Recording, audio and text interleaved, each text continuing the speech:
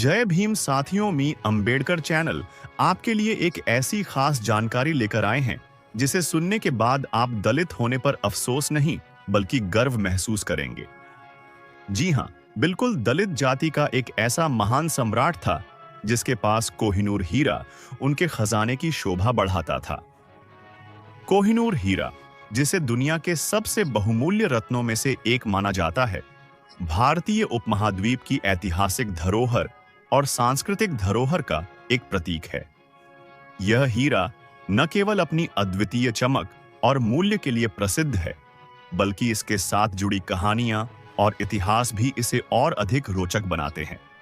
हम कोहिनूर हीरे की ऐतिहासिक यात्रा और एक दलित राजा के साथ इसके संबंधों की चर्चा करेंगे। कोहिनूर हीरा भारत की सबसे पुरानी और प्रसिद्ध खान गोलकुंडा, आंध्र प्रदेश से निकाला गया था।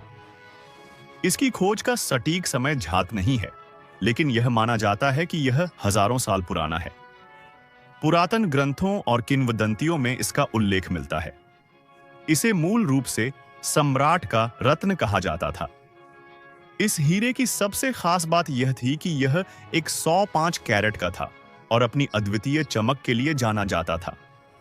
मध्यकालीन भारत के कई शासकों ने इस हीरे को अपनी शक्ति और वैभव का प्रतीक माना।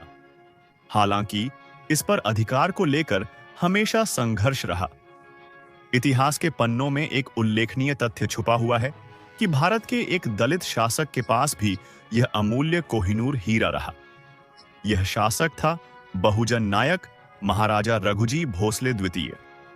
वह नागपुर के भोसले साम्राज्य के शासक थे, जिनका शासनकाल 19वीं सदी के शुरुआत में था।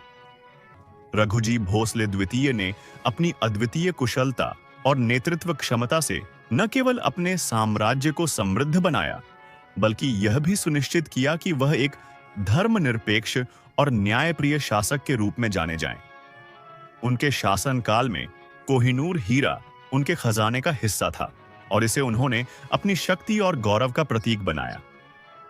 कोहिनूर हीरे को केवल एक रत्न के रूप में नहीं देखा गया, बल्कि यह भारतीय समाज में शक्ति, समृद्धि और अधिकार का प्रतीक भी था। जब यह हीरा किसी राजा या शासक के पास होता था, तो वह अपने आप में एक महाशक्ति के रूप में पहचाना जाता था। महाराजा रघुजी भोसले ने इसे न केवल अपने खजाने में रखा, बल्कि इसे दलित समुदाय की शक्ति और गौरव के प्रतीक के रूप में भी प्रस्तुत किया। यह उन दिनों में क्रांतिकारी था जब समाज में जाति आधारित भेदभाव चरम पर था।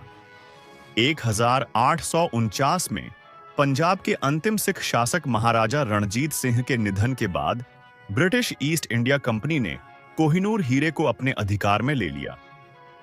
महाराजा रघुजी भोसले के निधन के बाद उनके उत्तराधिकारियों और साम्राज्य पर ब्रिटिश प्रभाव बढ़ता गया।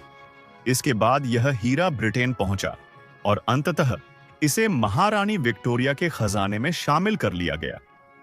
कोहिनूर हीरे के इतिहास में दलित शासक की भूमिका को नजरअंदाज करना अन्याय होगा। यह न केवल उनके शासनकाल की समृद्धि का प्रतीक है, बल्कि यह भी दिखाता है कि दलित समुदाय के लोग भी सत्ता, वैभव और नेतृत्व में महत्वपूर्ण भूमिका निभा सकते हैं। महाराजा रघुजी भोसले का कोहिनूर हीरा रखना उस समय की सामाजिक सीमाओं और जाति आधारित व्यवस्था के खिलाफ एक बड़ा कदम था। यह दिखाता है कि नेतृत्व और प्रतिभा जाति या वर्ग से परे होती है। कोहिनूर हीरा केवल एक पत्थर नहीं है, यह भारतीय इतिहास का एक ऐसा पन्ना है जो शक्ति, संघर्ष और गौरव की कहानियों से भरा हुआ है। दलित राजा और कोहिनूर की यह कहानी हमें यह याद दिलाती है कि इतिहास में दलित समुदाय के योगदान को पहचानना और सम्मानित करना बहुत जरूरी है। यह उन असंख्य लोगों के लिए प्रेरणा है जो सामाजिक बाधाओं के बावजूद अपने अधिकारों और सपनों के लिए संघर्ष करते हैं। आज कोहिनूर हीरा ब्रिटिश ताज का हिस्सा है, लेकिन इसकी जड़ें भारतीय मिट्टी और भारतीय साम्राज्यों में गहरी बैठी हुई हैं। यह कहानी हमें हमारे गौरवशाली इतिहास और सामाजिक समानता की दिशा में आगे बढ़ने की प्रेरणा देती है। तो दोस्तों, क्या आप उनके बारे में जानते थे? मुझे लगता है कि आप उनके बारे में नहीं जानते थे, क्योंकि दलित का इतिहास कभी बनने ही नहीं दिया जाता, और यदि बन भी जाता है तो उसे मिटाने में कोई भी कसर नहीं छोड़ी जाती। यही कारण है कि आप इन महान सम्राट के बारे में आज तक जान नहीं पाए।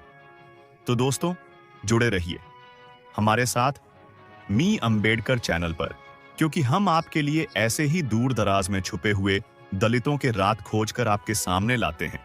तो मिलते हैं एक और नई खास पेशकश के साथ। तब तक के लिए नमो बुद्धाय, जय भीम।